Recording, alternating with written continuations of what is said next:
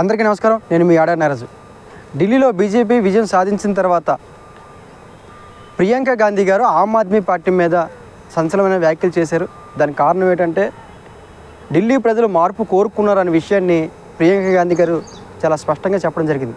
ఢిల్లీ ప్రజలు మార్పు కోరుకున్నారు అని ఏవైతే ప్రియాంక గాంధీ గారు చెప్పారో అంటే ఖచ్చితంగా ఆమ్ ఆద్మీ పార్టీని కాంగ్రెస్ పార్టీ టార్గెట్ చేసి ఓడించింది అన్న భావన కూడా చాలామందిలో కలుగుతుంది. ఎందుకంటే అరవింద్ కేజ్రీవాల్ గారి మీద ఏవైతే చేసిన వ్యాఖ్యలు కానీ ఇవి చూడవచ్చు. ఎందుకంటే ఢిల్లీ ప్రజలు మార్పు కోరుకున్నారు అంటే కేజ్రీవాల్ను ఓడించారు, ప్రజలు కోరుకున్నారు అన్న భావన కలిగేలా చేశారు.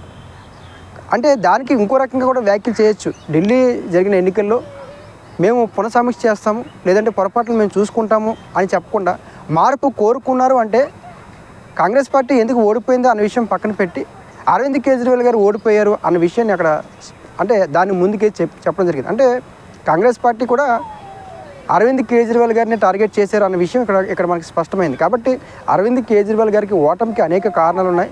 అరవింద్ కేజ్రీవాల్ గారు ఎందుకు ఓడిపోయారు, ఏ అంశాలు బలంగా చూపించే అనే విషయం మనకు ముందుకు తెలిసే అవకాశం ఉంటుంది.